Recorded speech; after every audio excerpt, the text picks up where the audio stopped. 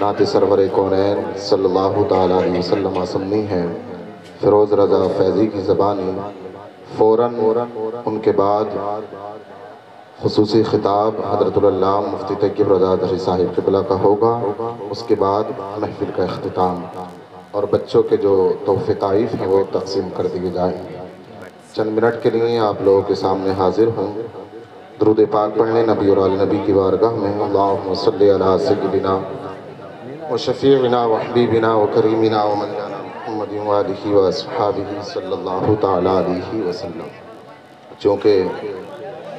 جتنے بھی ممبر پاک پر علماء اکرام تشریف فرما ہیں بہت تھکے ہارے ہیں، اور آپ کا انداز بھی یہی بتا رہا ہے کہ آپ بھی کافی تھک چکے ہیں، اس لیے اس محفل کو زیادہ طویل نہیں کیا جائے گا، ایک دم اس محفل کو سمیٹا جائے گا۔ ایک مرتبہ اور حصول برکت کے لیے پڑھنے اللہم صلی علی سیدنا و شفیعنا و حبیبنا و کریمنا و مولانا محمد و آلہ و اصحابہ صلی اللہ تعالیٰ علیہ وسلم۔ مجھ سے عشاء کی نماز میں چند نوجوان نے کہا کہ کچھ باتیں تربیت کی کر دینا، کچھ باتیں جو آج مسلم بچیاں ارتداد کا شکار ہو رہی ہیں، مذہب اسلام سے پھر رہی ہیں، ان کے بارے میں کچھ باتیں بتا دینا۔ میرے اندر اتنی قوت گویائی نہیں ہے کہ میں اس پر روشنی ڈالوں، لیکن کچھ باتیں انہی سے ٹچ ہوتی ہوئی آپ لوگوں کے سامنے رکھتا ہوں، اور آپ کو بتانا چاہتا ہوں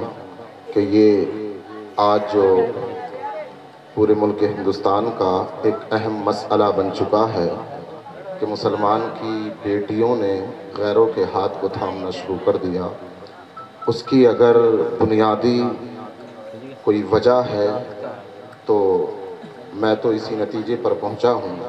کہ ہم نے اپنی بچیوں کو قرآن سے دور کر دیا ہے،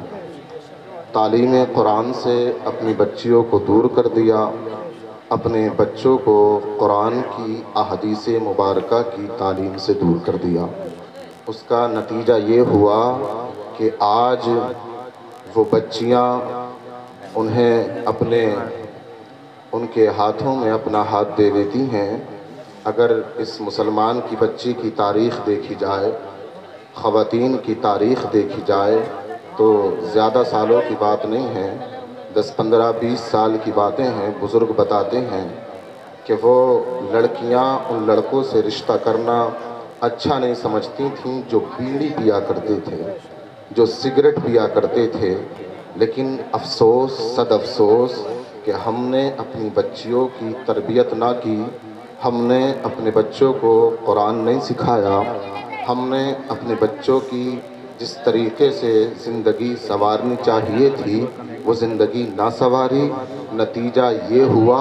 کہ آج مسلمان کی بیٹی نہ یہ دیکھتی ہے کہ شراب پینے والا ہے یا جوا کھیلنے والا ہے، جس کے ہاتھ کو دیکھا اس کا ہاتھ تھاما اور مذہب اسلام سے پھر گئے۔ اللہ اکبر کبیرہ۔ تو میں بڑی سنجیدگی سے بتانا چاہتا ہوں،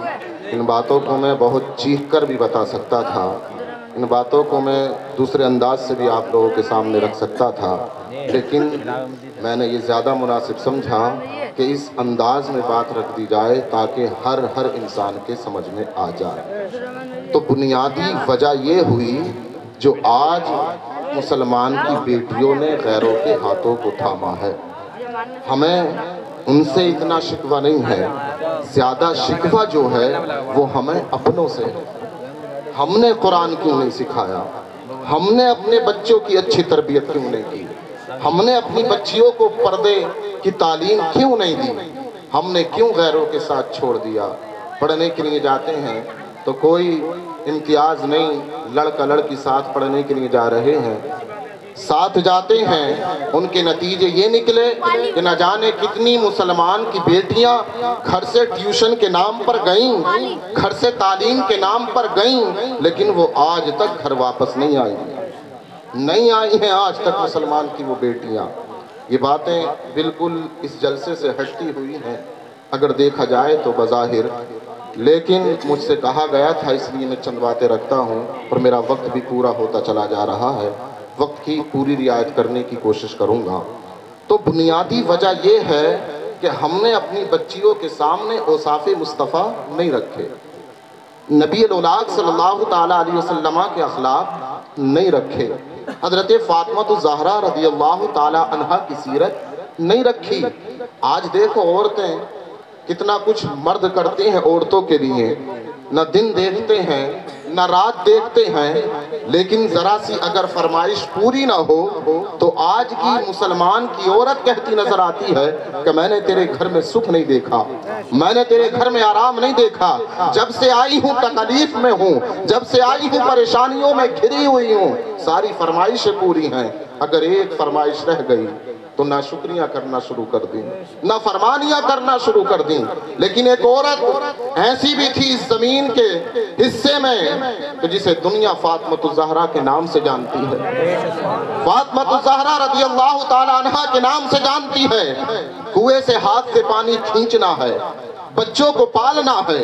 بچوں کی تربیت کرنی ہے، نمازیں بھی پڑھنی ہے، قرآن بھی پڑھنا ہے، تہجد بھی پڑھنی ہے، نوافل بھی پڑھنے ہیں، قرآن کی کثرت بھی کرنی ہے، درود پاک بھی پڑھنا ہے، نمازوں کی بھی پابندیاں کرنی ہے۔ اور دیکھو کس طریقے سے اپنی زندگی کو گزارا۔ تاریخ کا کوئی بھی چیپٹر ہمیں یہ نہیں بتاتا ہے کہ فاطمہ الزہرا رضی اللہ تعالی عنہا نے مولا علی سے کبھی یہ کہا ہو کہ میں نے تمہارے گھر میں آرام نہیں دیکھا ہے، میں نے تمہارے گھر میں سکون نہیں دیکھا ہے۔ یہ باتیں ہم نے اپنی بچیوں کے سامنے نہیں رکھیں، یہ باتیں ہم نے اپنی بچیوں کو نہیں سکھائیں۔ یہ باتیں ہمیں کہاں ملیں گی؟ یہ باتیں ہمیں مدارس میں سکھائی جاتی ہیں، یہ باتیں ہماری بچیوں کو مدرسے میں پڑھائی جاتی ہیں، یہ باتیں ہماری بچیوں کو مدرسے میں بتائی جاتی ہیں، یہ باتیں ہماری بچیوں کو مدارس سنت میں سکھائی جاتی ہیں، جو سنت کے یعنی کہ اہل سنت والجماعت کے مدارس ہیں، ان مدرسوں میں بتایا جاتا ہے کہ زندگی کس طریقے سے گزارا کرتے ہیں، زندگی جینے کا سلیقہ کیا ہوا کرتا ہے، زندگی جینے کے طریقے کیا ہوا کرتے ہیں، زندگی گزارنے کے ڈھنگ کیا ہوا کرتے ہیں۔ رب قرآن میں ارشاد فرماتا ہے لَقَدْ كَانَ لَكُمْ فِي رَسُولِ اللَّهِ أُسْوَةٌ حَسَنَةٌ، اے لوگو ہمارے محبوب کی زندگی میں تمہارے لیے بہترین نمونہ ہے۔ جس بھی زندگی کے حصے میں کھڑے ہو ہمارے محبوب کی زندگی کو دیکھ لو، بچپن کے عالم میں ہو ہمارے محبوب کی زندگی کو دیکھ لو، جوانی کے عالم میں ہو ہمارے محبوب کی زندگی کو دیکھ لو، بڑھاپے کے عالم میں ہو ہمارے محبوب کی زندگی کو دیکھ لو، بیٹی والے ہو ہمارے محبوب کی زندگی کو دیکھ لو، نکاح کرنا چاہتے ہو ہمارے محبوب کی زندگی کو دیکھ لو، عبادت کرنا چاہتے ہو ہمارے محبوب کی زندگی کو دیکھ لو، ہمارے محبوب کی زندگی دیکھو گے راہ راست پہ آ جاؤ گے، اور ہمارے محبوب کی زندگی سے زندگی گزارو گے تو تم راہ راست پر نہیں آؤ گے بلکہ جہنم کے ایندھن بنا دیے جاؤ گے۔ نبی کی سیرت میں ہمارے لیے امان ہے، نبی کی سیرت میں ہمارے لیے بخشش ہے، نبی کی سیرت ہمیں بتاتی ہے کہ زندگی کس طریقے سے گزارتے ہیں، نبی کی سیرت بتاتی ہے زندگی گزارا کس طریقے سے جاتی ہے، نبی کی سیرت بتاتی ہے کہ رب کی عبادت کس طریقے سے کرتے ہیں، نبی کی سیرت بتاتی ہے کہ بیٹیوں کی تربیت کیسے کرتے ہیں، نبی کی سیرت بتاتی ہے کہ بیٹوں کو قرآن کیسے پڑھایا جاتا ہے، نبی کی سیرت بتاتی ہے کہ بیٹیوں کی تربیت کس طریقے سے کی جاتی ہے، نبی کی سیرت بتاتی ہے اگر تمہیں نکاح کرنا ہے تب تمہیں نبی کی سیرت پڑھنی ہوگی۔ زندگی کے کسی بھی مرحلے پہ کھڑے ہو نبی کی زندگی دیکھ لو، تم اس میں کامیابی حاصل کر لو گے۔ بابا نعرہ تکبیر، ماشاءاللہ سبحان اللہ، زبردست خطاب کر رہے ہیں حضرت۔ نعرہ رسالہ، مذہب اسلام، مسلک اعلیٰ حضرت، پیغام سرکار مدینہ، عظمت سرکار مدینہ، مقرر نوجوان محمد مرتضی رضوی رامپوری صاحب قبلہ۔ بس آخری بات بتا دوں چونکہ وقت کے دامن میں اتنی گنجائش نہیں ہے، جو حدیث پاک پڑھی ہے اس کا ترجمہ بتاؤں۔ آج باپ دیکھیں اپنی بیٹی جوان کے ہاتھ میں موبائل تھماتا ہے، یہ بھی بہت بڑا مسئلہ بنا ہوا ہے، اور پوری بستی میں کہتا ہے کہ میں نے اپنی بیٹی کو موبائل دیا ہے، میں نے اسے گفٹ دیا ہے، میں نے اسے تحفہ دیا ہے، اور مجھ سے اچھا تحفہ دینے والا کوئی نہیں ہے۔ جوان بیٹے کے ہاتھ میں باپ خود موبائل دیتا ہے، پھر اس کے نتیجے آپ کے سامنے ہیں، اس کے نتیجے آپ کے سامنے ہیں۔ لیکن آقا نے ارشاد فرمایا اے باپ والو اگر تم اپنی بیٹیوں کو کچھ دینا چاہتے ہو، اے باپ والو اگر تم اپنی اولاد کو کچھ دینا چاہتے ہو تو دیکھو نبی کا فرمان سنو، آقا ارشاد فرماتے ہیں قال ما نحل والد ولدہ من نحل افضل من ادب حسن۔ اے لوگو اپنی اولاد کو ادب سکھاؤ، ادب، اپنی اولاد کی اچھی تربیت کرو، یہ دنیا کے تمام تحفوں سے افضل ہے۔ اگر تم نے اپنی بچیوں کی تربیت کر دی تو گویا کہ تم نے دنیا کی ساری دولت دے دی۔ اگر قرآن سکھا دیا تو دنیا کی ساری دولتیں دے دیں، اور ان کے چاہے سیف الماری کپڑوں سے بھری ہوں، ان کے کپڑے چاہے 50 جوڑے کیوں نہ ہو، ان کی چپلیں چاہے 20 جوڑی کیوں نہ ہو، اگر تم نے انہیں قرآن نے سکھایا ہے تو کچھ نہیں دیا۔ اگر اپنی بچیوں کی اچھی تربیت نہیں کی ہے تو تم نے انہیں کچھ نہیں دیا ہے۔ آج تو ذرا سی بات پر ہم عالموں کا بغض، عالموں کا حسد اپنے دل میں رکھتے ہیں۔ ذرا سی بات ہوئی ساری اچھائیاں ہم بھول جاتے ہیں، ساری کاوشیں ان کی ہم بھول جاتے ہیں۔ ذرا سا اگر ہم نے قدم ہٹتا ہوا دیکھا تو ساری اچھائیوں پر قوم پانی پھیر دیتی ہے، ساری اچھائیوں پر قوم پانی پھیر دیتی ہے۔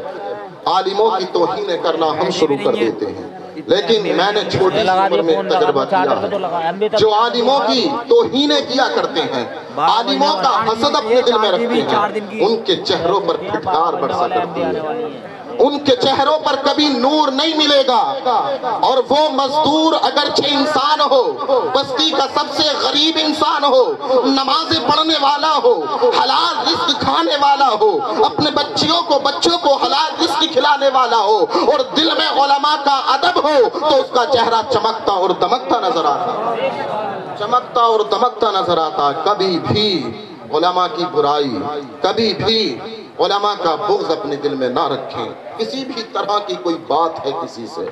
تو بیٹھ کر کے وہ بات کر لیں، حسد نہ رکھیں، حسد کرنے سے کوئی فائدہ نہیں ہے، بغض رکھنے سے کوئی فائدہ نہیں ہے۔ تو نیکیاں کریں، رب کی عبادت کریں، اپنی بچیوں کو قرآن سکھائیں، اپنے بچوں کو قرآن سکھائیں۔